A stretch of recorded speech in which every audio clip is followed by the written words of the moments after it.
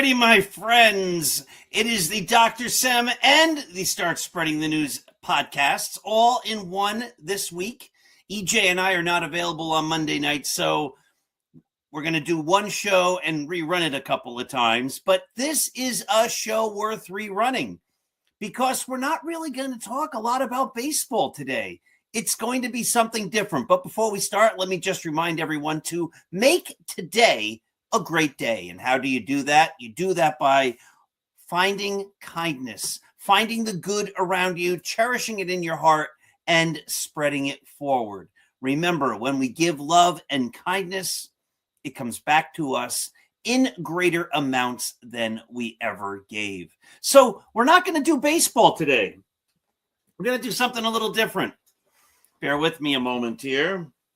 I got to get ready, because I might be going 15 rounds. I'm not quite sure. Got to get ready. Here we go. We today are going to be talking boxing with my friend, and I can't do any of the technical stuff with the gloves on, and my old podcast partner for years and years with Mac from the Mac and Jack show. Now he's on with Keith Engel. Here is the great Jack Hirsch. Jack, how are you? Hey, great, Paul. And you mentioned the old days when we used to do the debate show. And you and I once had a debate. Which sport had a greater history, baseball or boxing? You took the side of baseball.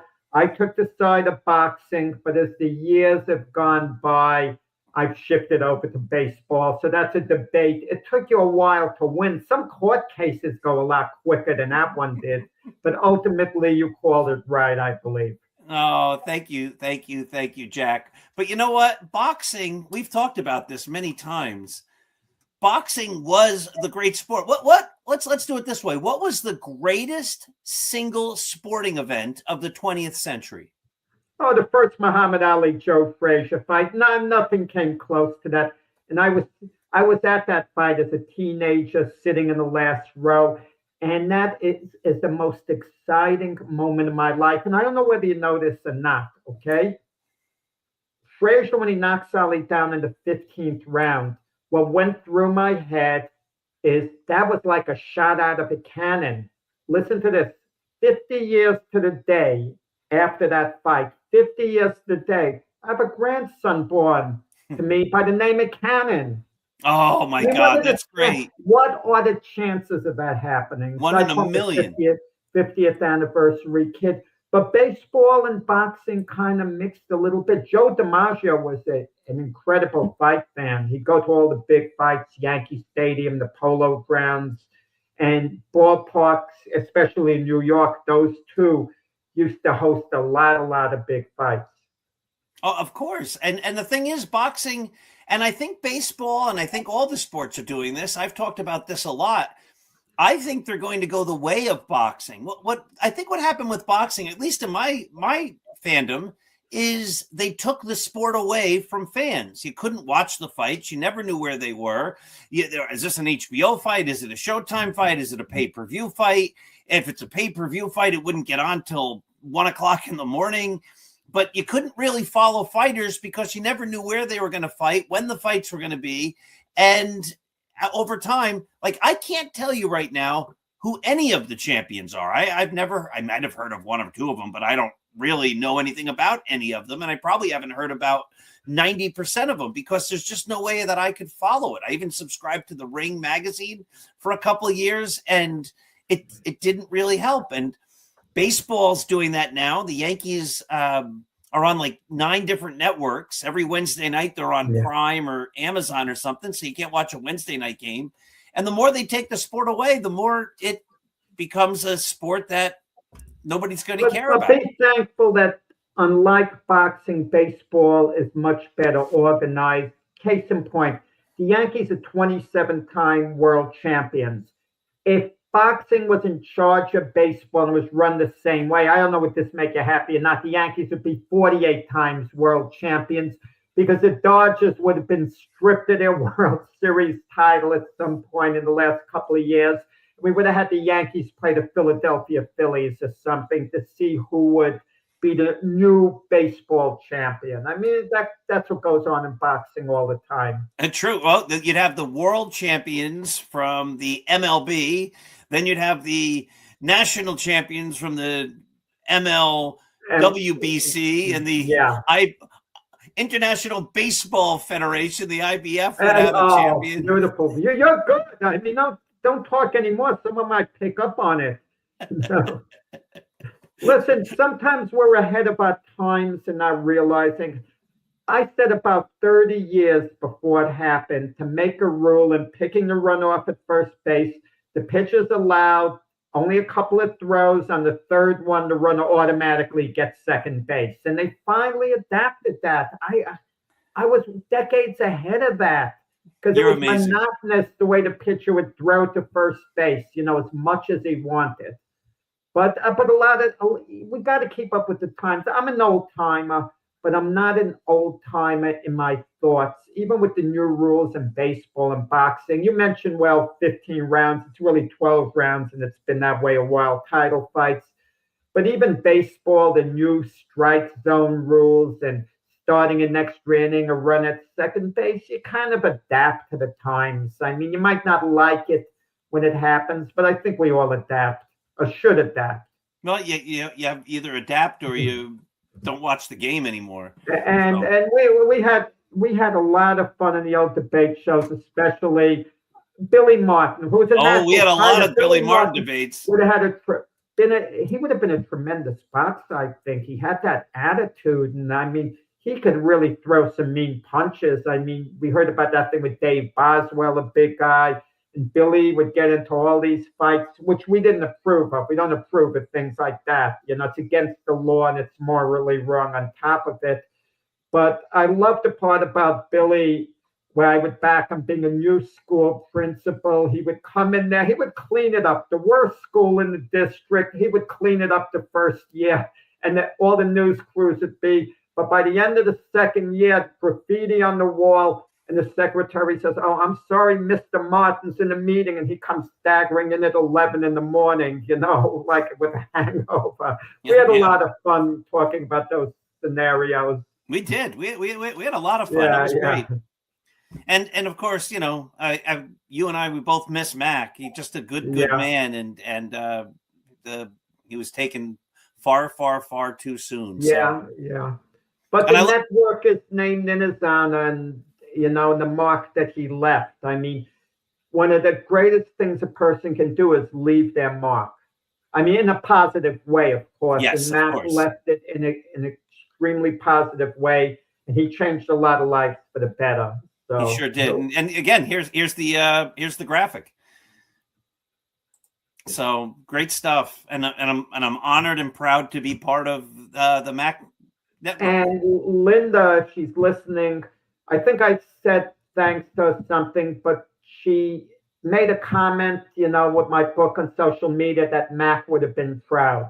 So that's really appreciated. And Mac was very proud of the books, especially the Roy White book. So, yeah, good, man. We had that one game, that football game. We all had a chance to get together and go to the Jets-Giants preseason game many years ago at this point. But, those are still great memories. Neither team is still good since that time. The Jets have the longest playoff drought in history, but look, the NFL draft is tonight, so I hope I'm not giving anything away if it's being a taped show. But no, nothing to give away. This is going to air on Saturday, and then on Monday night, and then I think on Tuesday, and then maybe on Wednesday. I have the schedule. But anyway, Jack, we're here to celebrate a big moment. This is something you and I started talking about, that you had this great idea probably 5-6 years ago. So tell us about your brand new book. Yeah, Michael Spinks. This is an authorized biography. And the ironic part about it, Paul, I was going to do the book regardless of whether it was authorized or not. And I called up Mike Spinks' representative. And I said, I'm doing the book regardless. The only way I wouldn't have done it if they told me a book on him was about to come out that was an authorized biography, then I would have backed off. I would have given that courtesy. And they understood understood that I was going to do the book, but I said, look, it'll be much better if I have his cooperation. And they said, they'll get back to me on it. An hour later, they got back to me and put him on the phone, and it was a go, and then we met. And this book's very important to me in this sense. Think of a ball player who's played a lot of games but never been on a championship team. That was me. So many magazine articles, one after the other. It seems like I've written thousands of magazine pieces, fight reports, columns, but never had a book.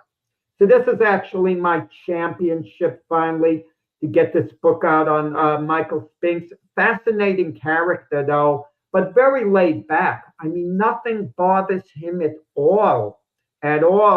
Where there'd be things where we wouldn't be able to even sleep if certain of the things went on with us that went on in his life. But he's a history-making fighter in the sense that in 1985, he moved up in weight from the light heavyweight division to beat Larry Holmes to win the World Heavyweight Championship. And no other world light heavyweight champion in boxing history ever made the leap up to heavyweight and won the title. And some great ones tried. Archie Moore didn't work out. Bob Foster. Moore got knocked out by Marciano. Bob Foster got knocked out by Joe Frazier. Billy Conn did a great job against Joe Louis, was winning the fight, but ultimately got knocked out. And people thought the same thing was going to happen to Spinks, and it was a big fight for Larry Holmes. He was 48-0, and he was one win away from tying Rocky Marciano. I hate to say record. That's what everyone referred to it. To me, it was a manufactured record in the sense that other fighters have gotten to 50-0 and continued and then lost the fight, and then it's not considered a record anymore. But he was one win away, and Holmes picked Spinks because he thought he was a smaller guy. But Spinks was ahead of his time in 1985. We hear all about this modern technology today with athletes. And I'm not talking about steroids and all that. I'm talking about the natural weight training and diets and so on.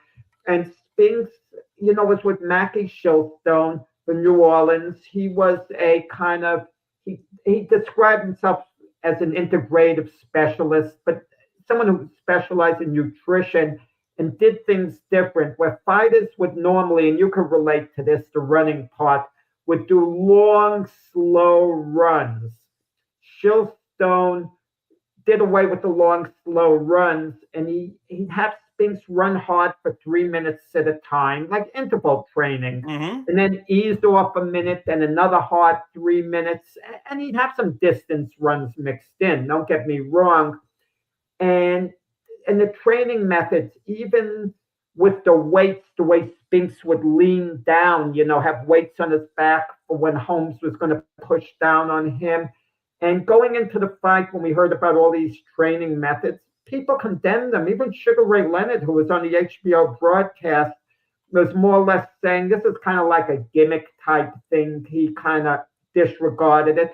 But it worked, and Spinks went from 175 to 200 pounds in the Holmes fight, upset him and made history. Yeah, that was a unanimous decision, correct? That was a unanimous decision in the first fight, yeah. Then they fought again. It was a split decision. A split decision, but let me just backtrack a little bit. Okay, with Michael Spinks, he came out of arguably, definitely one of the roughest housing projects in the United States at Prudigo in St. Louis. Really a rough place to grow up in, and a lot of young people didn't survive that. But I don't want to say boxing was his way out, but it kept him and his brother Leon Spinks really busy. And Leon Spinks' brother was an absolute wild man, not a hoodlum in any way, shape, or form. Leon Spinks was a nice person, but he was totally irresponsible. Interviewing his son, Corey Spinks, Leon's son, I interviewed him in Boca Raton. We met at a Starbucks, and Corey became the world welterweight champion, actually. So he was a heck of a fight in his own right. He said his dad would go out to get milk and not come back for 2-3 days. Now, you and I can't tolerate that type of behavior, but he would just go on his binges. I mean, he never hurt anyone, Leon, so he had a good heart, but totally irresponsible. And Michael was always responsible. That's one thing about him. And someone who did a review of my book said, if you were a parent, you wouldn't want Leon babysitting for your kids, but you'd be good with Michael babysitting. Oh, that's nice. Responsible. Yeah. That's awesome. No, you just, as I think about this, the Klitschko brothers were both heavyweight champions. Leon and Michael Spinks were both heavyweight champions. Were there any other brothers that you know of that were heavyweight champions? No, those that's the only pair. That's the only two. And well, but I'll take it a step further. The Spinks brothers were both Olympic gold medalists. Not both, yeah. So see, when you look at what they did, and they were always very close. And the way Michael described it, he got into boxing by being a bit of a bully in his own family. I mean, even though it seems out of character, he intimidated his siblings. And even though Leon was 3 years older, Leon took the abuse from Michael until one day he snapped and he put a beating on Michael. And Michael was impressed with the beating he took. He says, wow, how did you learn to fight like that? And then Leon told him about going to the gym. And Michael begged Leon, can you take me to the gym? I'd like to learn all that. And Michael would go to the gym, and that was kind of his life. And in the Olympics, Michael is part of that famous 1976 Olympic team. And they're going to be celebrating the 50th anniversary of it this year, that Howard Cosell called the real heroes of that Olympic Games. They created a big buzz. You had Sugar Ray Leonard, who had that wonderful smile, he was just a media darling. And then you had Howard Davis, whose mother died 3 days before the Olympics began, and he didn't know whether he was going to stay behind and fight or not. And he decided to stay behind because it was his mother's wish for him to win the gold medal. And that was a big, big story. And he did win the gold medal, Howard Davis, as did Leonard. And then there were the Spinks brothers, who were slipping under the radar, but they were gaining some momentum as time was going by, because they're both from St. Louis, and their mother couldn't afford to see them box in the Olympics. But a silent donor came forward at the last moment and flew the mother to St. Louis to see them box. And Leon and the other fighters had it really difficult. Michael, he had an easy route to the Olympics. I told him that, and he agreed.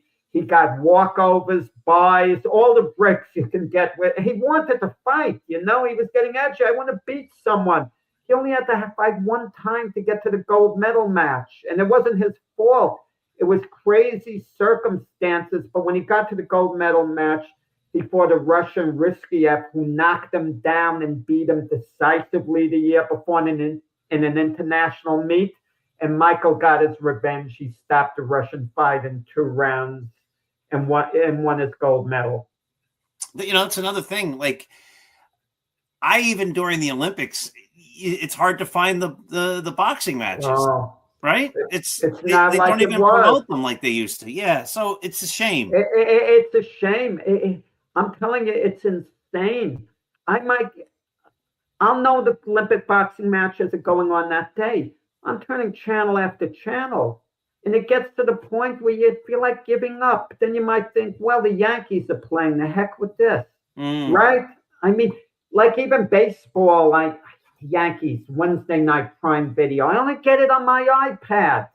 I want to watch it on the darn TV. I don't even get it. So I just say if they don't want Prime, you don't even get it. And it's ridiculous. I say if they won't put it on, then I won't watch it. I mean, and then it bounces around some of these events, channel to channel. But when Michael Spinks fought, it was easier to get his matches because we had wide world of sports. He usually fought a lot of the time on his title defenses were Saturday afternoons. And Howard Cosell was a broadcaster for the majority of once he became world light heavyweight champion. On the way up, NBC with Marv Albert as the announcer, they broadcast some of his fights. But yeah. So let's jump into some of this. He fought one of my, well, if you think about this, he fought Larry Holmes twice, beat him twice, and did Leon Spinks ever fight Larry Holmes? He did. He did. Let me just slightly backtrack. Michael beat Eddie Mustafa Muhammad for the WBA light heavyweight championship. They made 10 defenses. One of the defenses, he unified the title against Dwight Muhammad Qawi, who was a great, great light heavyweight champion. And Qawi and Spinks had familiarity. They used to spar all the time out of Joe Frazier's gym. Okay? But right before I get to Holmes, I want to say that the funniest part about writing this book, like when you sit down with a subject, they go over stories. I'm sure with Roy White, he went over some funny stories. And maybe one stuck to you where you laugh about it. Whenever you think about it, it warms your heart. What happened at Joe Frazier's gym, Joe Frazier was extremely close with Spinks' promoter, Butch Lewis, and Joe Frazier and Michael Spinks liked one another a lot. One day, Michael Spinks goes up to Joe Frazier's office, okay? And he's needling him. He's joking around. And I guess he went too far. The next thing he knows, Joe Frazier's retired, out of shape. He's in the ring with Michael Spinks with the gloves on. And Michael's telling me he's doubling over laughing, thinking, he's old, he's, slow, he's out of shape. He could handle Joe easy. To him, it's a joke. The bell rings, and Joe Frazier comes out smoking, throwing these mean left hooks. And all of a sudden, Mike Spinks says, I realize Joe still got it. He could take my head off if he lands one of these. And he's running all over the ring just to survive. Otherwise, a washed-up Joe Frazier could do some serious damage. Oh, that's great. And he even loves, going over that story now. That's great. But when he fought Larry Holmes, what was the question? Winning the title. Did Leon fight? Did Leon fight? Leon did. Leon, he had abused his body a lot. He didn't take care of himself the way Michael did. But for the Larry Holmes fight, it was in Detroit where Leon relocated. Leon got in good shape, but Larry Holmes was miles ahead of Leon. He would have beaten Leon no matter what shape Leon was in at any point. And Leon got stopped in the third round. And Michael says, I don't know if this is accurate or not, that he threw the towel in himself. And it was always a thing with him. He kind of wanted to get back at Larry Holmes. He said it was never personal. He never disliked Larry Holmes, but he kind of wanted to get a little payback for what Larry did to his brother, even though it wasn't personal. That's how it is at times, with family. They kind of want a little payback. It sounds worse than it actually is, the words. No, it sounds normal, right? Yeah. And he got it. He beat Larry Holmes in that first fight. And the majority of people feel the decision was absolutely just. It was valid. It was a close fight. But the drama was building up. That was a 15-round fight as the fight went along. As the rounds went along, and the realization was setting in that Larry Holmes could actually lose the title. And when Spinks won the title from Holmes, the focus afterwards wasn't on Michael Spinks. It was actually on Larry Holmes. What went on at the press conference, he was upset, obviously. He didn't expect to lose to Michael Spinks. But as Larry Holmes is talking to the media, he notices Rocky Marciano's brother standing all the way in the back of the room, like smiling. And Larry said a few unfortunate things that he regretted. Like, the famous line, Rocky Marciano couldn't carry my jockstrap and all. But the good thing is, eventually, he and the Marciano family, they made peace. And when a statue of Rocky was unveiled in Brockton, Massachusetts in 2012, who should be together joking around? Larry Holmes came to it, and he and Rocky's brother were joking around with one another like they were the best of friends. Nice. So well, you know what? Yeah. I like that. I like when people make up.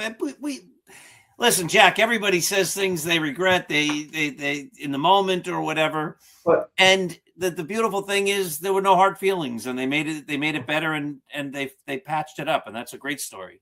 Yeah, but the second fight was controversial. Most people think Larry Holmes deserved the decision. And a point I made to Michael Spinks very clear, this isn't going to be a fan book. Mm-hmm. Yeah, I'm going to take you to places that you're going to feel really, really uncomfortable with. I'll respect your privacy to a point, and I'll respect your rare requests if you don't want me to talk to a person now and then. I'm going to do my best to respect your wishes. You know how it is. You're doing a book on someone. If it's their biography, you have to respect their wishes, but to a point. To a point, they have to respect you as a writer and you having editorial control. So it's kind of like a balancing act. And I would make him feel uncomfortable at times, but he had certain requests that I not talk to a couple of people, and I left it alone. Mm-hmm. You know, I left that alone. But I could tell you something that happened that was kind of funny in a way. I He wound up marrying the person who he's been with her since the 1980s, who's his agent, more or less. They've known one another all these years on and off, but they're very, very close. And he's in her apartment, and she's the one that arranged, you know, the finishing touches on me being his biographer. And I'm asking about the other women in his life. And she's aware of what's going on with him. He was so nervous. And I'm not asking specific names, timelines, what went on. And he is bobbing and weaving. But at the end of the time, at the end when we were done, and I was there about 3 hours, he's walking me to the door to say goodbye. And he's giving me a look like this. All of a sudden, he smiles like this. He's giving me one of these, you know the way these things are, Jack. I mean, I do, but I don't. I mean, I've been ethical the whole time myself. And I took him to a place he was kind of a little nervous about. But the Larry Holmes rematch was controversial, but Larry Holmes got off to a big lead in that fight. And I had Holmes up a couple of points at the end. But Michael Spinks scratched and clawed his way into the fight and put himself in position to get a decision. And being a sports guy, especially baseball, you got to close teams out. You got to close someone out at the end. We've seen teams winning all game, and somehow another team gets within range, where they could actually beat them. And that's what happened with Michael getting the decision over Larry in the rematch. And that would happen sort of with the Sugar Ray fight with Hagler. Ray. Leonard deserved that decision in that fight, I feel. But a lot of people feel Hagler won. But it's interesting relationships. So for years, Larry Holmes, he would harbor bad feelings, not getting the decision in rematch. And he and Michael weren't exactly the friendliest. And Michael was leery of him, but Holmes actually let go finally. Finally, he let go. It was a lot of years of bad feelings. He invited Michael to come to his golf tournament. Michael accepted and then got cold feet, didn't show up because he was scared of what Larry might do to him. It was insane. But then they've gotten kind of reunited in a way, and I write but there might be a little hard feelings, even though I'm told Larry doesn't have any ill feelings at all. Michael likes Larry a lot now, believe it or not, but he still thinks Larry might feel a certain way. So I said, you can invite them to dinner. They'll break bread together. Just they'll be at the same table, but just don't put them next to one another. Let one person be beside, and they'll get along great, probably laughing and joking, and That's good stuff. So after he beats Larry Holmes the second time, he fights a guy I never heard of, Stephen Tank. That was a free pass. Okay. The guy is yeah. And then he fights Jerry Cooney, who Jerry Cooney, right? I know him very well, and we had him on the podcast Glove Fist, and everyone loves Jerry Cooney. He's a big teddy bear. I mean, the friendliest guy you're ever going to want to meet. But I wish he'd stop whining about losing to Spinks. Now, Jerry went off the deep end, we agree, after he lost to Larry Holmes in 1982. He was never fully dedicated again for a long period of time. He fought Mike. He had a couple of fights before fighting Michael. Then he fought Michael, and it wasn't an easy fight for Michael. but the last round, fifth round, Spinks obliterated him, dropped him twice, and hammered him bad, and they stopped the fight. And then a couple of years after that, he fought George Foreman. Jerry Cooney is okay with losing to Larry Holmes and George Foreman, but it irks him to no end the loss to Spinks because he looks at Spinks as being a little guy, a light heavyweight. And Cooney keeps saying, well, I was a kid. If I was at my best, Michael Spinks wouldn't have had a prayer against me, wouldn't have had a chance. And he goes on and on about it. And I said on Glove Fist, but okay, but if that's the case, the you that beat Kenny Norton and Ron Lyle and Jimmy Young, isn't that the same situation that then you shouldn't be given any credit if you're not going to give Michael credit. What do you say to that? I mean, Jerry doesn't dislike Michael. He says Michael's all right. He doesn't dislike him, but it irks him no end the way he lost to Michael Spinks. And I thought Cooney was the guy, as I read in the book, who'd least likely talk to me for the book. But he volunteered everything. And there was one of Michael's opponents, I'm sure you never heard of, David Sears, who Michael knocked out in 3 rounds and defended the light heavyweight championship against. I really appreciated David Sears talking to me and giving me his input. And you want to know why I appreciated it? Because he didn't want to talk to me. He did not want to talk to me. It wasn't me personally. He didn't want to relive his dream ending at the hands of Michael Spinks. But he talked very well of Michael Spinks. He talked very professionally, and it was appreciated. It was appreciated. Yeah. What about a Jerry Cooney book in your future? Let me just say David Sears. He was a protege of Burt Young, a Rocky fame, by the way. Oh, yeah, really? Yeah. And they had, before the fight, they had the segment of him training with Burt Young with the bricks and the whole thing. And, it was kind of cool. That's awesome. So what about a Jerry Cooney book in your future? No, I don't know. Cooney, I heard, came out with some type of book. Jerry likes to talk about being sober the last 37 years, having a wonderful family, wonderful friends and everything. And that's great. That's more important than anything else. But let's be honest about it. People would rather read about the sports exploits. I know I'm not going in the wrong place than read about someone just being, getting their life together. If you could combine it all in a book, that's the best of both worlds. Mm-hmm. And it's much more important to be a good person and a great sports person. We get that. That's undisputed. But they'd want to hear about Jerry's fights and this and that. But Jerry likes to talk about being much better off than the other guys. And listen, it's rough with fighters. There were certain fighters I tried to get in touch with, and I couldn't. One of them, his main rival, Dwight Muhammad Qawi, passed away, but I didn't know he had dementia at the time when he was alive. I'm calling all over the place.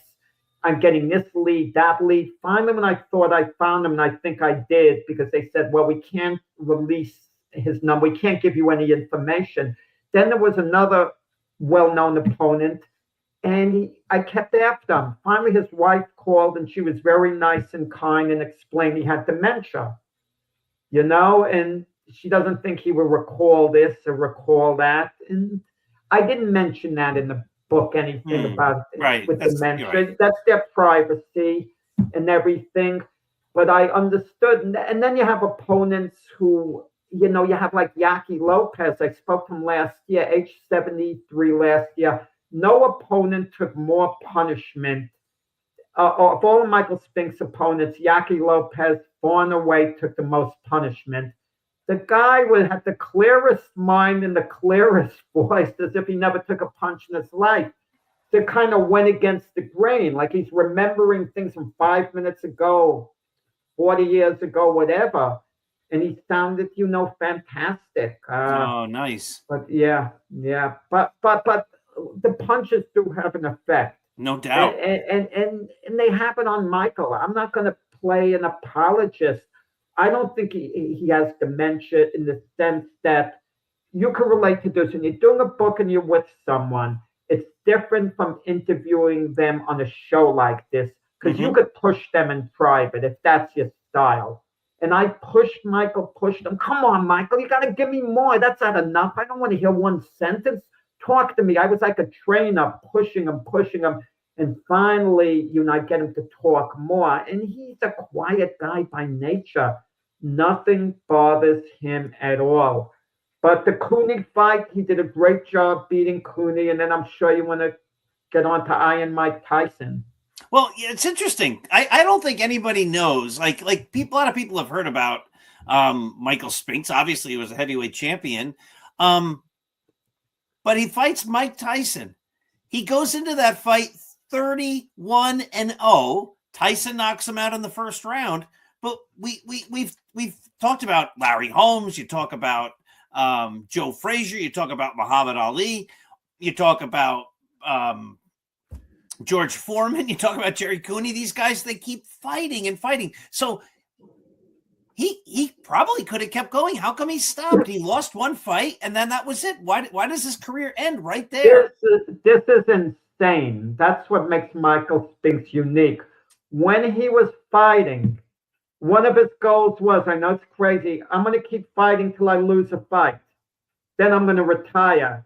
I mean, most of the time it's the opposite way. They talk about retiring unbeaten or whatever. He could have been talked into coming back. Okay, but when he lost to Tyson, it was such a burden to get that fight to be made. And eventually they made the fight. And ironically, the promoter of that fight was Donald Trump, was the promoter of that fight. He was also the promoter of the Spinks-Cooney fight. So there was like that relationship, like going on. And he got paid, Spinks, $13.5 million was the purse for the fight. It had to be divvied up, however. And Tyson got $21 million, but Tyson was the much bigger attraction, And even if Tyson had lost that fight, he was so marketable, you could bring him back. But Spinks would have had to get back online again. I mean, think of it. You're going for Yankee World Series tickets, okay? And you're like on the front of the line to get tickets, and all of a sudden the line closes, and the officers and the officials tell you, no, you have to get on that line back there. And you look, and that line is stretching 6 blocks back. You might not have the patience to get online for the tickets again. Once it's just, and he just didn't want to. But he flirted gently with the idea. But I credit his promoter, Butch Lewis, for shutting down all the talk. Butch Lewis is the enigma, his promoter. And what happened with Michael Spinks? He was so dependent on Butch Lewis, so dependent. Butch held on to all his money.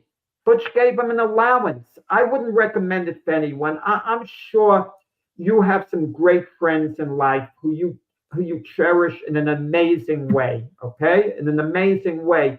You wouldn't let them hold all your finances and give you an allowance and pay your bills for you. You wouldn't. The only time you should allow that if you have a trusted spouse and you have that type of marriage, that's different. Everyone should be aware of their finances regardless, all parties. But so when Spinks got knocked out in 1988, he retired immediately, supposedly secure for life.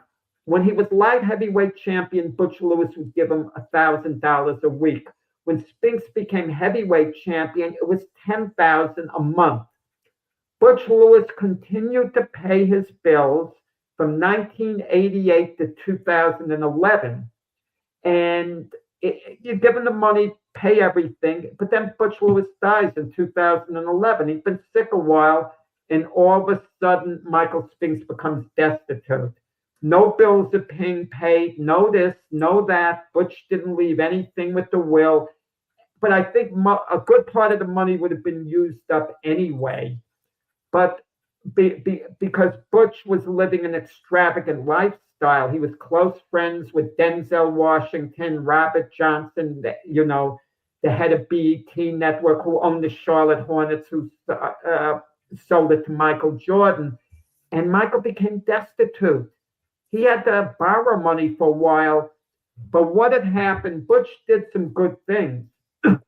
One, he had Michael buy a home in Delaware that's a block away from Joe in Delaware when Michael was heavyweight champion, and he paid it, and they paid it all off on Michael's name. It was all paid off. So now Michael has no mortgage, and he has that chip, that home. He also set up a retirement account for Michael that Michael didn't touch in like 35 years or so. And all of a sudden, Michael remembers, wait, I have some type of retirement. They've been trying to get in touch with Michael. No one was able to because Michael's a recluse. If you leave him alone, he'll lock himself in his room and stay there. He loves going places, but you got to take him there, and then he has a great time. But he'll just stay and watch TV.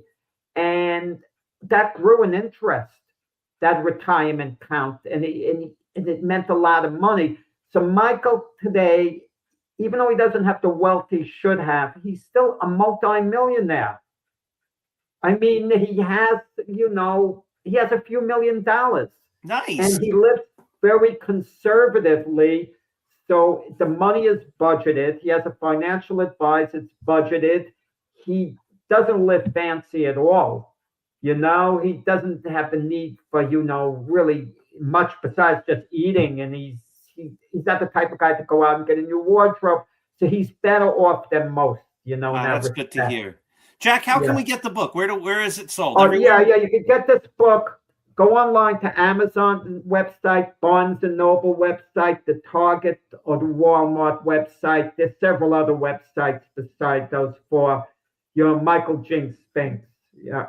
I'm going to get myself a copy. Jack, this was great. I loved chatting with you. I loved hanging out with you. And we've got to do this more often. It's a lot of fun. And Yankees, are they going to the World Series in that? I'm not a believer in Aaron Boone, so I know they've won. You and Keith Engel. We're going to have you on our show on Keith and I, May 4th. If you could make May 4th that show. We're going to talk about your book right here. Let me give it a plug. The Yankees by the Numbers, and I told you about that movie. You got to watch the scene again for love of game in the bar when the guy starts reciting the Yankee numbers. It's good stuff. This book's going to help me because I've never been a big numbers person, remembering numbers, but I'm going to kind of become really attuned with all these numbers. Yeah. Nice. You're going to be reading my book while I'm reading your book, Jack. Yeah. Thank you so much for joining me. And my dear friends who watched, thank you for watching. Jack and I have to get together again. As you talk, Jack, it brought back years of memories of hanging out with you on Saturday mornings, just like this. And of course, with Mac, it was so great. Thank you, Jack. Thank you to everybody for watching. This has been the Dr. Sem Yankee Show and the Start Spreading the News podcast. And we'll see you next week.